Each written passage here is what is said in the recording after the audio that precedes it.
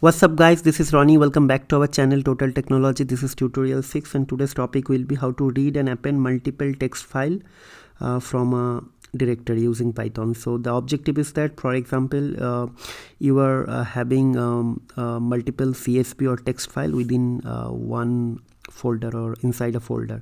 You want to read all those text file and create a single text file by appending all data from the different text file. Okay, so the use case is that a directory contains more than 3790 CSV file. Goal is to read all the CSV file from the same directory and write all files data to a single file. So all 3790 files data will be written in a single text file.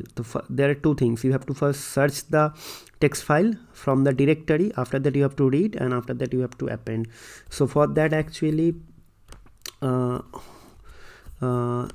you need this module as a prerequisite, glob module, and this is the two use case. Like I just segregated this thing, how to search and read specific file types from a directory, and full use case, okay, means the writing or appending. So without wasting much time, let me just create the tutorial. So this is going to be okay.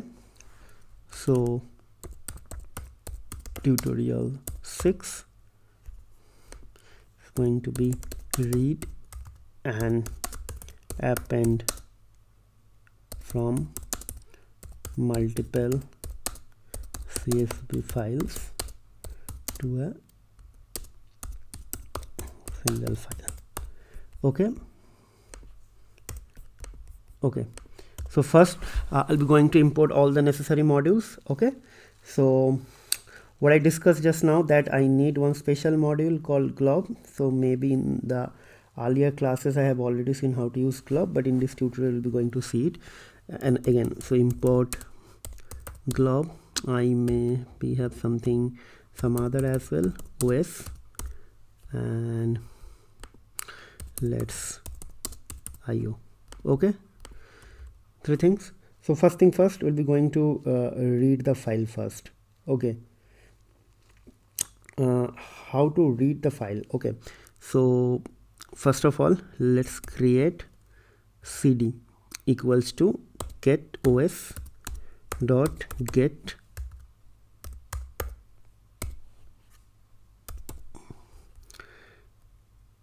so this will give you the current working directory. Means I'm writing this code here and all our files are here. Actually, if you I'm not sure what happened, just wait for some time.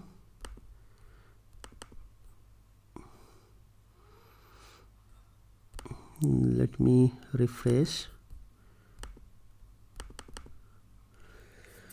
This is not opening. See, I have multiple CSV file inside this input directory. Okay, so first thing first, I have to get my current working directory first. Okay, so I'll be going very slowly. So print cd. So this will print my current working directory.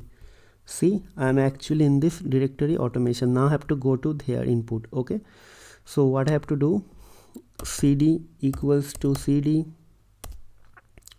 and plus, and this should be slash input slash. So now this will become my actual directory. So I have to what is happening,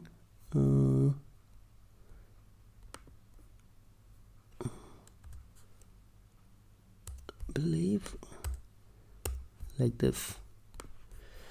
Okay, fine. So now I have to like search for CSV file from this directory. So for searching, what you have to do, you have to create files equals to glob dot glob. You have to give the path, okay, and then you have to search for this CSV file. So CSV file actually structure, it will take some time, just wait, because multiple files are there.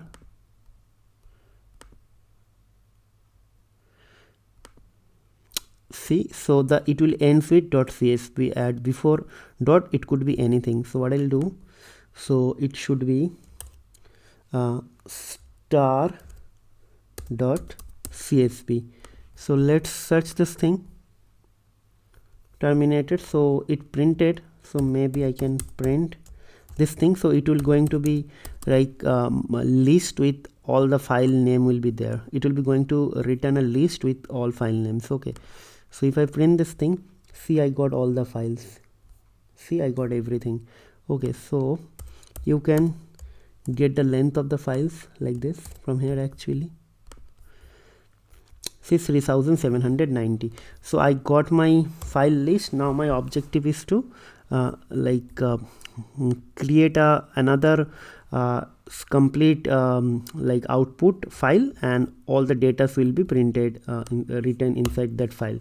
So for that there are two ways of doing it. Okay, you can do it using normal for loop, or maybe you can use like some function based approach. So I will use the last one, function based approach, because this is going to be very like useful, and you guys can get benefit of this thing. So later on you guys can use the same thing as well. So this is going to be def read underscore file, and I'll be going to read one file. Okay, so file, okay,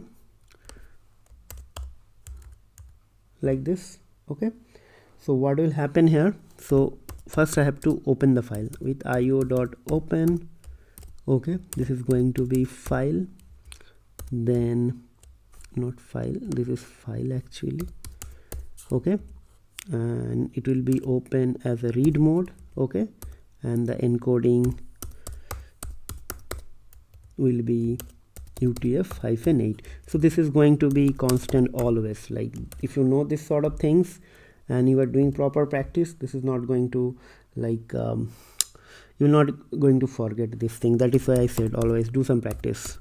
Okay, because read and write operation from file is going to be the same always. Okay, so the first line is header actually, so I can show you, just wait. So I don't want to get the header actually. So if I open this thing,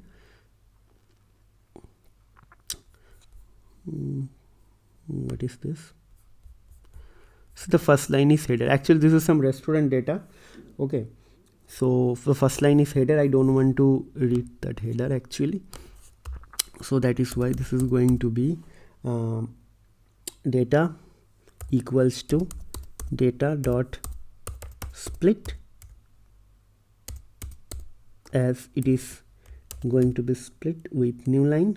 Okay, and then I want this thing from the first position. 0 it means the header, and the first means the first one. Okay, and after that I have to just append the whole thing back. Now it is released. Now I have to make it a string again, so or else it will be difficult for me to write back in a file. So this is going to be /n dot join. Okay,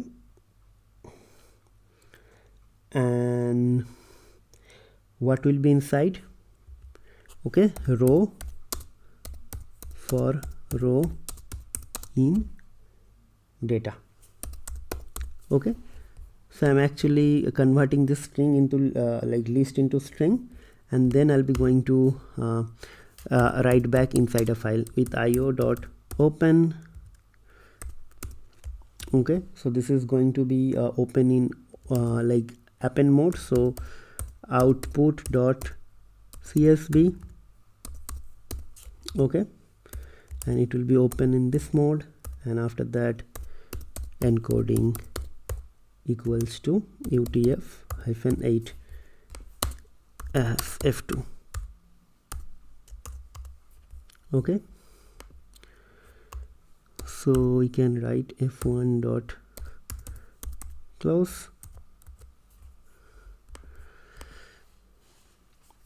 Okay, like this. Okay, and after that it should be F2 dot write. We have to write actually, and we'll be going to write the data 1. Okay, so it means whatever value it is there, it will be written in this file. Okay,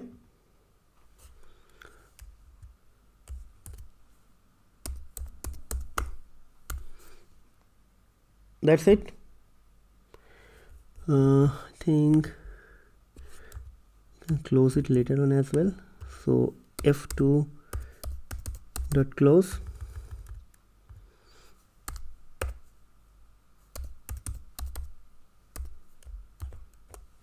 Okay,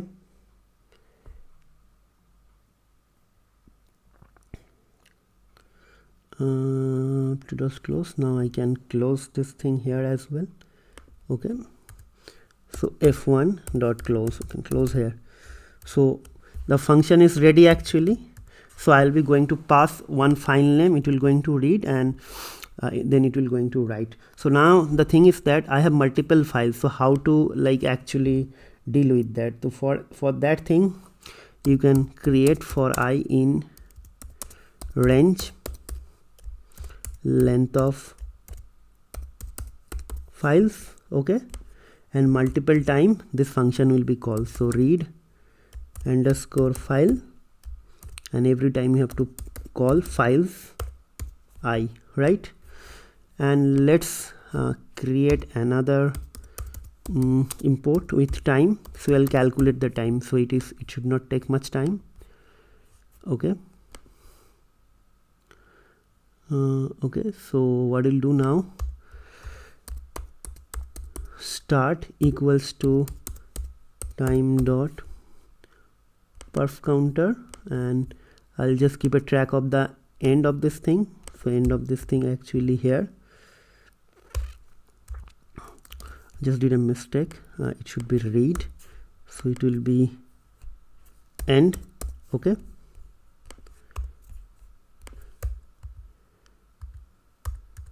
okay, so I'll check print,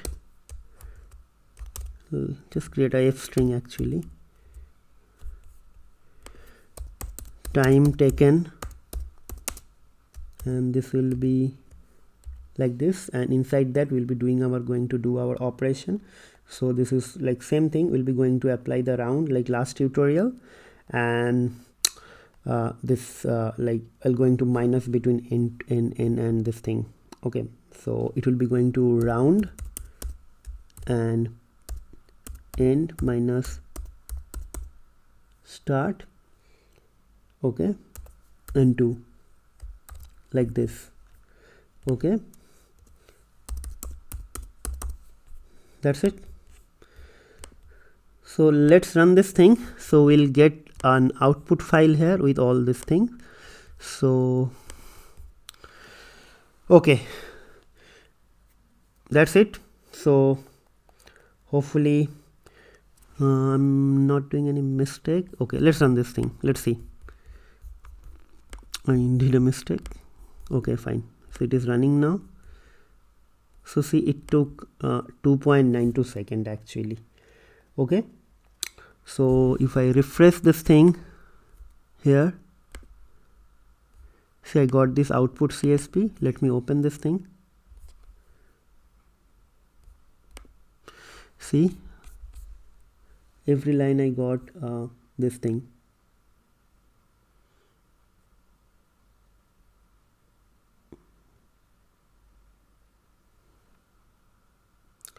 Right,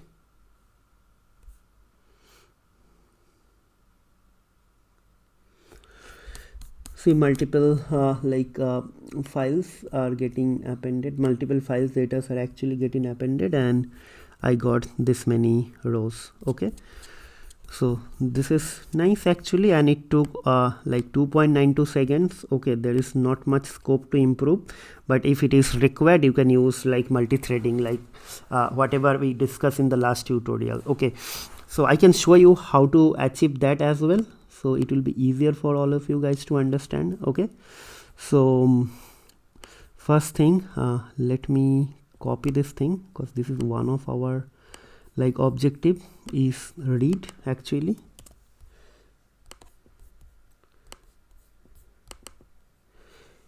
Read files with .csv extension. Okay, fine.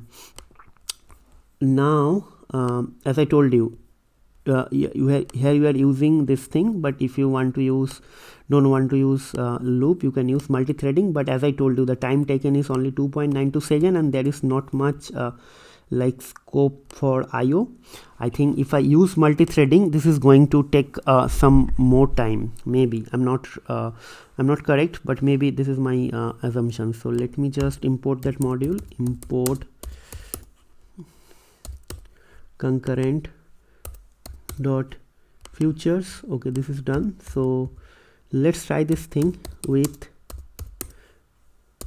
concurrent dot futures dot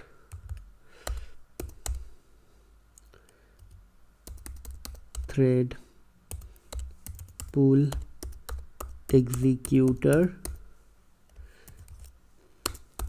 as executor. Okay, then you have to write actually just any variable you can write, output or something. Output is going to be executor dot map equals to you have to use read underscore file, and I'll be going to pass this list actually files. So every object will be like assigned as an argument, and this thing will be going to run. So let me remove this thing, delete. It is delete, there is no more file. So let's run this thing and we'll see how much performance improvement we actually achieve. But with respect to like the IO bound and other thing, I don't think so it is going to improve anything. Maybe I'm wrong, but let's see. But I'm expecting that it should take much more time.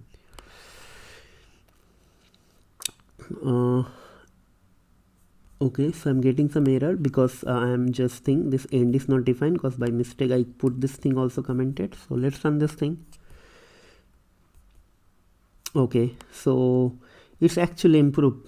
See, initially it took 2.92 seconds, now it is taking 1.82 seconds, almost 1 second difference. So that is great actually, but I thought that it is not going to improve much time because there is not much IO bound is required.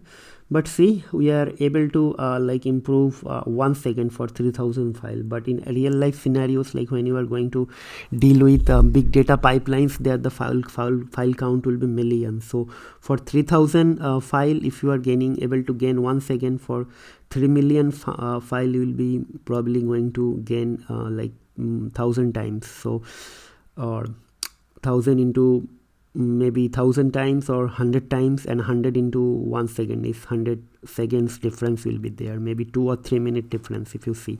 So lots of improvement can be done if you are going to deal with like huge data, and if you are familiar with all these concepts, then definitely you will become the champion in future. So that is why guys, try to do some sort of practice. All these basic things are actually going to help you to develop your like intuition or like your analogy towards like becoming a better programmer. So try to do some sort of practice, play around with different use case, different module, different library, try to see the answers, and definitely this will help you to become a good programmer. So what I'll do, I'll just take a copy paste of this whole thing, okay, and I will paste it here. Okay, and I will try to minimize this thing. File home 14. Okay, right, that's it. And the last line is actually not came here. So for that actually I think, okay, that's it. So this is using let me write it here, using multi-threading. So what I'll do, I'll just try to create another tutorial like another another example with full use code using for loop and multi-threading. Okay, let me just create another example using multi-processing. So now I have created single process multiple thread, but now I'll be going to create multi processing. So I don't need for loop here. Let's see, but for for loop I don't think so it is going to improve, because my processor is only 4 processor, so it is not going to help anything. So but see how much improvement we can gain. So same thing here actually, let me just make this thing a comment, add comment block. Okay, and what I'll do, I'll just try to copy the same thing here actually, and okay, and what will happen here, irrespective of thread we have to write process actually. So now this will become the multiprocessing. So your multiple every processor will be assigned to run one process. So let's see what is happening now, how much improvement you can gain. So let me refresh this thing. Okay, so I have to delete this file. For multiprocessing it is definitely going to slow, because I'm not having that many processor. Okay, so see, this is taking 2.1 sem, but better than the normal for looping things, better than for looping, but this is not better than the multi-threading. So multiprocessing is happening that suppose I am having 4 processes, so simultaneously it only can run 4 processes, because I am having some processor limitation. But in multi-threading it can run multiple thread to assign the different jobs within the same process. Okay, but in multiprocessing you have only able to run 4 processes, means 4 files will be assigned in one time. But in thread you can assign multiple files for a different jobs. Okay, so that is why it is better than the normal for looping, but not better than the multi-threading. Okay, so we have seen 2-3 different examples, so definitely this is going to help you guys. So we have seen 2 single use case for multiple ways of doing it. Okay, so depending on your experience or requirement, you can play around with this thing. See, I just see the result. So what is the best thing we can achieve using multi-threading? So definitely multi-threading is going to be the go-to technique for reading files. Okay, so let me make it a bit smaller. 10 is very small, let's make it 12. Let's make it 14. Yeah, 14 is perfectly okay. So let me write somewhere. Okay, multiprocessing is there, so let me just save it. So just one more time. So here actually I am just searching the .csv file names, and after that I'm just have created one function here. Every time this file getting function is getting called with one file name, and file name is coming from this map function. But if you don't want to use that, you can use this for loop thing. So depending on the length of this files list, it is every time we'll get one item using this index, and that file name will be passed in this function. So that is why you can run this thing. So I hope you guys enjoying this series for automation. So this is also going to be one of the very popular example, because whatever use cases I am considering, actually I am doing it depending on you guys response. So I got multiple response that often in your job or on your project you have a requirement to you guys have requirement to read multiple files from a directory, and after that appending the file data in a single file, how to do that.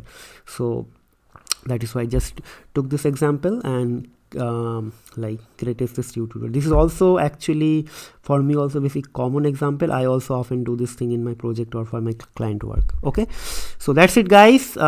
Before I end this tutorial, guys, please subscribe to our channel, hit the like button. If you have any suggestion, comment, feedback, or if you want us to include some other use case, please feel free to write me in the comment section.